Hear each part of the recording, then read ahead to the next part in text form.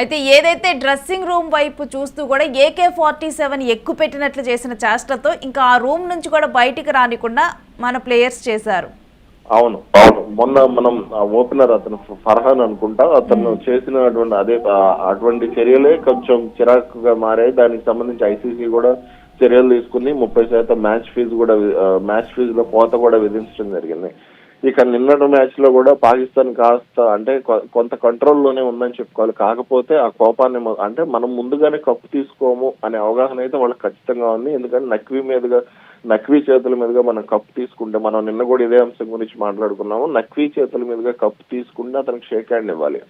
అలాగే ఇప్పుడు ఇక్కడ పహల్గామ్ ఉగ్రదాడిలో మరణించినటువంటి భారతీయులు కానీ, ఆ తర్వాత ఆపరేషన్ సింధూర్ సందర్భంగా తోడు చేసుకున్నటువంటి పరిణామాలతో ప్రాణాలు కోల్పోయినటువంటి సైనికులు కానీ, వీళ్ళందరి మనోభావాలను దృష్టిలో పెట్టుకుని వాళ్ళ చేతుల మీద అంటే మేము పోరాడుతుంటే మీరు కప్పు తీసుకుంటారా అనే అభిప్రాయం ఖచ్చితంగా ప్రతి ఒక్కరిలో ఉంటుంది. అలాగే ప్రజల్లో కూడా ఉంటుంది. ఈ మనోభావాలను ముందుగానే అర్థం చేసుకుని అంటే మనకు ఆట కంటే కూడా కప్పు కంటే కూడా మన మనోభావాలే ముఖ్యం, దేశ భద్రత ముఖ్యం, ఇవన్నీ కూడా కెప్టెన్ సూర్యకుమార్ యాదవ్ మైండ్ లో పెట్టుకుని అడుగులు వేశాడు. అది ఖచ్చితంగా గర్వించాల్సినటువంటి సందర్భం. వెంకట్ గారు, ఇక్కడ మనం చూడాల్సిన అంశం ఏంటంటే అస్సలు కూడా మన ప్లేయర్స్ సెల్ఫ్ రెస్పెక్ట్ విషయానికి వచ్చేసరికి, లేకపోతే దేశ రెస్పెక్ట్ కోసం వచ్చేసరికి వెనక్కి తగ్గలేదన్న విషయాన్ని చూడాలి. ఎందుకంటే గత మ్యాచ్లో మ్యాచ్ ఆడిన తర్వాత పెహల్గామ్కి అంకితం చేసిన తర్వాత, ఆర్మీకి కానీ వీళ్ళందరికీ అంకితం చేసిన తర్వాత దాని మీద రాజకీయాలను తీసుకొని రావద్దని చెప్పి ప్రస్తావించారు. అయినప్పటికీ కూడా మనోభావాలే ముఖ్యము, దేశ పరువే రక్షము ఒక ఇంటర్నేషనల్ ప్లాట్ఫామ్ మీద అని చెప్పి కూడా వాళ్ళు చేశారు మన ప్లేయర్స్. అవును, ఈ విషయంలో ఐసీసీ భారత్ కు వార్నింగ్ ఇచ్చినా సరే భారత్ మాత్రం ఆ విషయంలో వెనక్కి తగ్గలేదు. ఎందుకంటే సూర్యకుమార్ యాదవ్ మొదటిసారి 3 మ్యాచ్లు జరిగితే ఫస్ట్ మ్యాచ్ విజయం సందర్భంగా ఈ విజయాన్ని మేము పాకిస్తాన్ ఉగ్రవాదుల దాడిలో ప్రాణాలు కోల్పోయినటువంటి భారతీయులకు, అలాగే తర్వాత సైనికులకు మేము అంకితం ఇస్తున్నామంటూ మాట్లాడాడు. దీన్ని రాజకీయ అంశంగా పరిగణించింది. ఖచ్చితంగా భారత్ మాట్లాడాలి, అందులో తప్పేమీ లేదు. ఆ విషయంలో ఐసీసీకి ఉన్నటువంటి పరిమితులు కొన్ని ఉంటాయి. క్రికెట్ అనేది జెంటిల్మెన్ గేమ్ కాబట్టి వాళ్ళు ప్రవర్తించాల్సిన విధంగా వాళ్ళు ప్రవర్తిస్తారు. కాబట్టి వాళ్ళు అతనికి మ్యాచ్ ఫీజులు 30% కోత విధించడం జరిగింది. కానీ మన సంగతి పక్కన పెడితే పాకిస్తాన్ అనేది ఖచ్చితంగా దాన్ని ఒక పిచ్చుకొక్కలాగానే మనం సోషల్ మీడియాలో కానీ లేదా రాజకీయ నాయకులు కానీ దాన్ని ఒక పిచ్చుకొక్కగానే వంకర్ అన్న దానికి కరెక్ట్ ఎగ్జాంపుల్ ఏంటంటే పాకిస్తాన్ ఒక వంకర్ కూడా కాదు, మనం చూస్తున్నాం పిచ్చుకుక్కలు ఎడబడతాడు తిరుగుతా ఉంటాయి, ఏర్పడితే చేస్తా ఉంటాయి. అలాగే పాకిస్తాన్ కూడా అటువంటి చర్యలే చేస్తా ఉంటది, అటువంటి చేష్టలే చేస్తా ఉంటది. కాకపోతే మనం ఏంటంటే ఇప్పుడు ఉన్నత స్థానాల్లో ఉన్న వాళ్ళు కానీ వీళ్ళలో ఇలాంటి బిహేవియర్ అసలు ఎక్స్పెక్ట్ చేయం, కానీ అనూహ్యంగా ఆ కైండ్ ఆఫ్ బిహేవియర్ లాస్ట్ మ్యాచ్లో చూసినప్పుడు ప్రతి ఇండియన్కి కూడా చాలా కోపం వచ్చింది అసలు. అవును, ఇప్పుడు మనం నర్సరీ స్కూల్ పిల్లల్ని, అంగన్వాడీ స్కూల్ పిల్లల్ని చూస్తే వాళ్ళకి ఎలా ప్రవర్తించాలి ఏంటనే తెలియదు, తర్వాత నేర్పుతారు. కాకపోతే వీళ్ళకి పిల్లల నుండి పెద్దగా వీళ్ళకి ఒక స్థాయి ఉంటుంది, వీళ్ళకి ఒక స్థాయి అంతర్జాతీయ స్థాయిలో ఆడుతున్నాం అంటే మన పిల్లలం కాదు అనే జ్ఞానం వాళ్ళకు ఉండాలి. కానీ వాళ్ళు చేసే చేష్టలన్నీ కూడా అంగన్వాడీ స్కూల్ పిల్లలు లేదంటే అంతకంటే తక్కువ పిల్లలు ఉండే చేష్టలు గానీ ఉంటాయి. వాళ్ళకి కనీస అవగాహన ఉండదు, ఇలా ప్రవర్తించాలి ఇలా ప్రవర్తించకూడదు. కనీసం మనం ఏదైనా తప్పు చేస్తే కుటుంబ సభ్యులు చెప్తారు ఇట్లా చేయకూడదు ఇలా చేయాలి అని. ఇప్పుడు క్రికెట్ అనేది వాళ్ళ క్రికెట్ బోర్డు అనేది ఒక కుటుంబం లాంటిది. కాబట్టి మన ఆటగాళ్ళు ఇలా ప్రవర్తిస్తే మన పరువు పోతుందని కూడా వాళ్ళు కూడా చెప్పరు. దానికి తోడు వాళ్ళు కూడా ఇప్పుడు మీరు ఇందాక అన్నట్లుగా అతను మ్యాచ్ ఫీ జరిమానాను నా డబ్బు నుంచి కడతానంటూ కూడా కామెంట్ చేశాడు. కాబట్టి ఇవన్నీ కూడా మా లోపం అనేది వాళ్ళ డిఎన్ఏలోనే ఉంది. కాబట్టి అది వాళ్ళ నుంచి అంతకు మించి మనం ఎక్స్పెక్ట్ చేయలేము. వాళ్ళు మారుతారనుకోవటం కూడా మన పిచ్చితనం అవుతుంది. యథా రాజా తదా ప్రజ అన్నట్లు పాకిస్తాన్ ఉంటుంది. అండ్ ఈ మ్యాచ్లోనే తర్వాత మొత్తం కూడా లైవ్లోనే కనిపించింది, నక్వీ చేతుల మీదుగా భారత్ ట్రోఫీ తీసుకోకపోయిన తర్వాత కూడా ఒక పాకిస్తాన్ ప్లేయర్ పాక్ కెప్టెన్ సల్మాన్ అక్కడే స్టేజ్ మీద చెక్కును విసిరేశారు.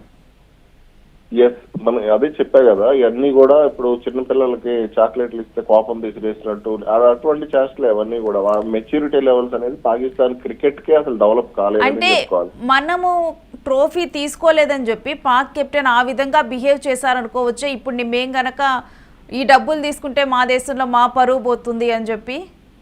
అదే ఇప్పుడు అందుకే కదా వాళ్ళకి మనం కప్పు తీసుకోవాలని ఒక అవగాహన ఉంది. వాళ్ళు అందుకే డ్రెస్సింగ్ రూమ్ నుంచి బయటకు రాలేదు. అలాగే ఇప్పుడు ఆ చెక్ విసిరేయటం వెనక కూడా అదే కారణం. అంటే వాళ్ళు చేసినప్పుడు మేమెందుకు చేయకూడదు, ఇవన్నీ కూడా ఈ ఒక రకమైన చేష్టలు అనమాట.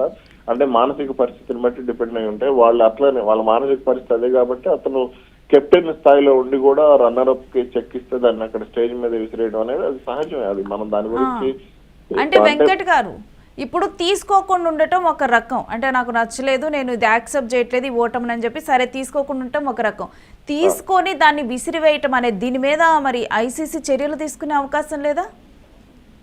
అంటే నేను తీసుకుని కూడా నీ సొమ్ము నాకు అవసరం లేదు అని నేను విసిరేసానని చెప్పినట్టుగానే ఉంది అది. కాబట్టి దీని మీద ఐసీసీ ఖచ్చితంగా చర్యలు ఉండొచ్చు. ఎందుకనంటే అది అంటే ఐసీసీ నిబంధనలకు అనుగుణంగా రన్నర్ అప్ కి ఏ జట్టుకైనా సరే అది చెక్ ఇవ్వడం అనేది సహజంగా జరిగేది. ఎందుకంటే అది సాంప్రదాయం. కాబట్టి దాని రూల్స్ ప్రకారం ముందుకెళ్తే అది అలా విసిరేయడం అనేది ఐసీసీని అవమానించినట్టు, అలాగే క్రికెట్ ని అభిమానించినట్టు, క్రికెట్ అభిమానులను అభిమానించినట్టు, ఆ మ్యాచ్ నిర్వహణలో అవమానించినట్టు. కాబట్టి ఖచ్చితంగా అతని మీద చర్యలు తీసుకోవచ్చు. మ్యాచ్ ఫీజులో అతనికి 30% నుంచి 50% వరకు కోత విధించే అవకాశాలు కూడా ఉన్నాయి ప్రవర్తన నియమావళి ప్రకారం.